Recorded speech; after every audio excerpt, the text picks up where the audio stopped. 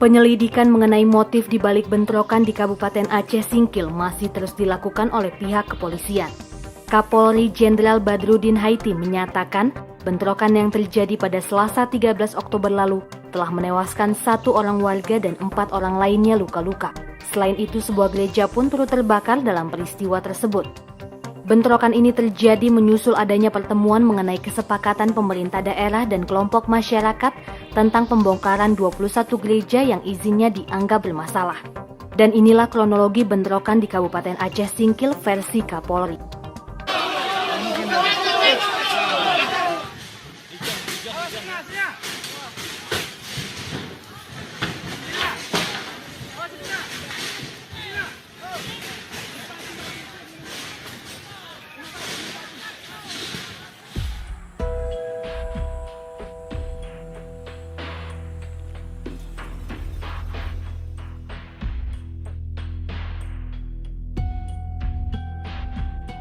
Waktu itu gereja kami masih utuh, ini pintu gerejanya, terus yang podiumnya di sana tempat bagi pengurus gereja.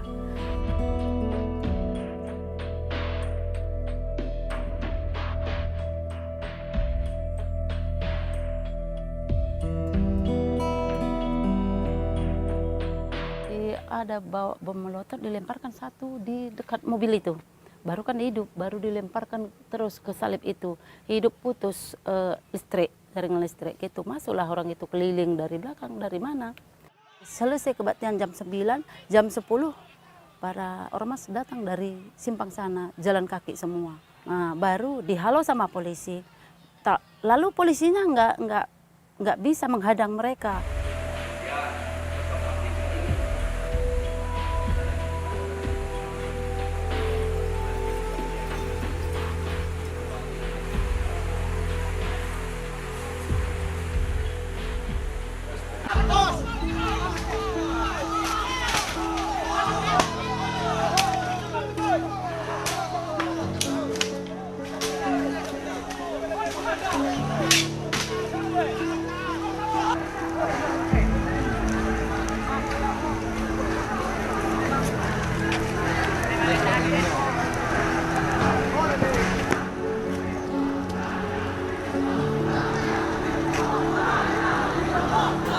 Halo semuanya, perkenalkan kami dari kelompok konflik agama yang beranggotakan 2 orang, yakni dengan saya sendiri Zulika Rifat Febriawati dan teman saya yaitu Rizka Zalfa Herdiani.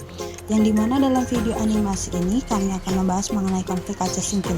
Kalian pasti penasaran kan, apa sih konflik Aceh Singkil itu? Untuk dapat mengetahui lebih lanjut videonya, mari kita simak video ini. Keep on watching guys.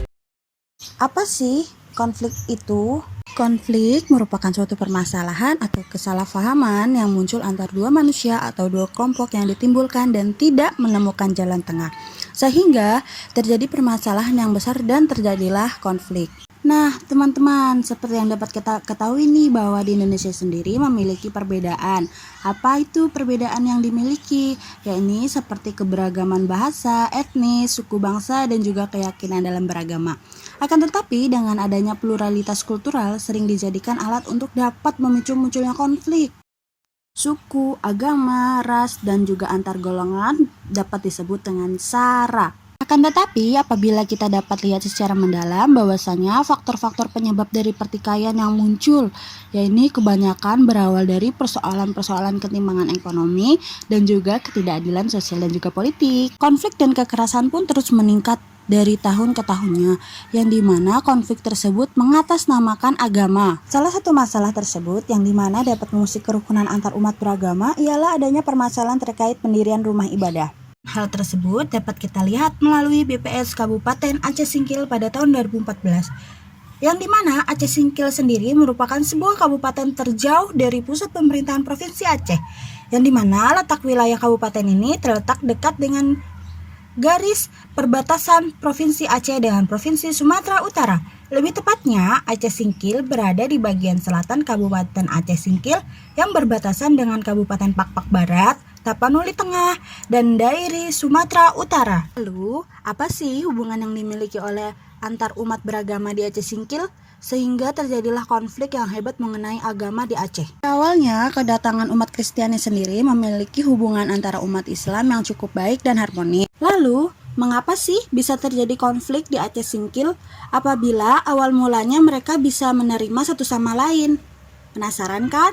Mari kita simak perkembangan konflik ini. Pada tahun 1979, seorang penginjil dari Gereja Tuhan Indonesia Sumatera Utara datang untuk mendirikan gereja di Gunung Meriah. Kejadian ini memicu protes dari umat muslim di Aceh Singkil sehingga terjadi pertikaian antara umat muslim dan umat Kristiani. Konflik tersebut diselesaikan secara musyawarah dan diakhiri dengan diadakannya ikrar kerukunan bersama pada tanggal 13 Oktober 1979. Pada tahun 1995 terjadi pembakaran di gereja GKPPD. Kemudian pada tahun 1998 gereja kembali dibakar oleh orang yang tidak dikenal. Pada tahun 2001 terjadi gejolak lagi karena umat Kristen meminta pendirian tambahan, padahal umat Islam telah memberikan toleransi untuk mendirikan tempat ibadah sesuai dengan apa yang telah disepakati sebelumnya. Pembakaran gereja kembali terjadi pada tahun 2006 karena warga tidak setuju rumah dijadikan sebagai tempat ibadah.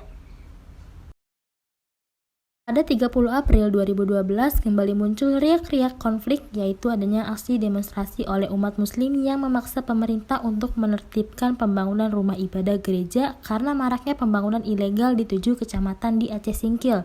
Sebanyak 27 gereja tersebar di 7 kecamatan tersebut. Saat itu berdasarkan keputusan pemerintah, izin pendirian gereja hanya dikeluarkan untuk 5 unit yang terletak di Kecamatan Simpang Kanan, Suro, Danau Pasir, dan Gunung Meriah. Sehingga gereja-gereja selain di tempat yang telah ditentukan diperintahkan untuk dibongkar. Pada 13 Oktober 2015, kondisi umat beragama di Aceh Singkil memanas, sehingga terjadi lagi konflik dengan membakar satu unit gereja di Desa Sukamakmur, Kecamatan Gunung Meriah. Kejadian ini dipicu oleh ketidakpuasan umat muslim terhadap penjadwalan pembongkaran gereja oleh pemerintah kabupaten, yang rencananya dilakukan pekan depan. Akibat kejadian ini banyak korban yang mengungsi ke Sumatera Utara. Dalam surat kabar juga memberitakan kondisi mencekam di Aceh Singkil terjadi hingga tengah malam. Bahkan salah satu wartawan menjadi sasaran amukan massa. Harapan kami kepada Bapak Bupati Kabupaten Aceh Singkil, yakni Pak Musrif dan Wakil Bupati Aceh Singkil, Bapak Sajali dan Bapak Sekda Kabupaten Aceh Singkil, Bapak Azmi, kiranya memberikan satu gambaran yang pasti kepada seluruh umat yang ada di Aceh Singkil. Bukan berarti cuma sama Kristen saja, khusus kepada kami orang Kristen yang ada di Kabupaten Aceh Singkil ini. Berlakulah dengan bijak dan berlakulah dengan adil dan junjunglah tinggi hukum yang ada berlaku di Indonesia ini. Itu. Dan kami berharap segeralah buat wacana yang sesungguhnya untuk menjadikan perjanjian yang ada tahun 2015 itu yang disebutkan ada gereja yang 12. Buat solusi yang sesungguhnya. Ketika memang tidak bisa lagi, dan tolong segera juga dibuat surat yang pasti. Karena kalau kami kalangan dari Kristen yang ada di Aceh Singkil hanya ingin kepastian hukum.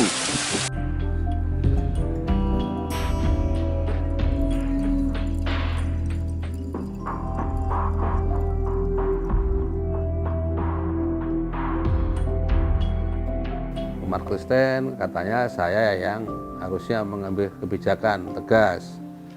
Umat Islam juga seperti itu. Nah, saya mau pakai yang mana? Saya mau pakai yang Kristen atau yang Islam sekarang?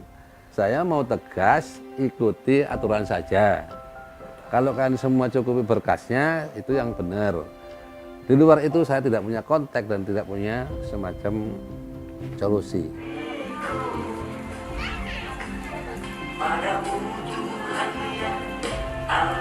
Sepakatan boleh. Nah, kita nggak harus diikat semua dengan aturan. Kalau memang mereka sepakat, sudahlah, nggak usah pakai aturan lah. Kita nggak usah ikuti persyaratan, kita kita sepakat aja lah, kita semua umat Kristen dan umat Islam sepakat aja karena kita saudara. Umat Kristen sebenarnya minta apa sih? Minta gerejaku ditambahilah satu lagi misalnya kan. Umat Islam ya udahlah kalau emang satu bolehlah, ya misalnya seperti lah maunya. Nah, baru kita tinggal ikat aja dengan regulasi, dengan aturan kesepakatan, kan aman kan. Kalau mereka menggangguan penambahan, ya minta lagi seperti itu, minta lagi. Nah,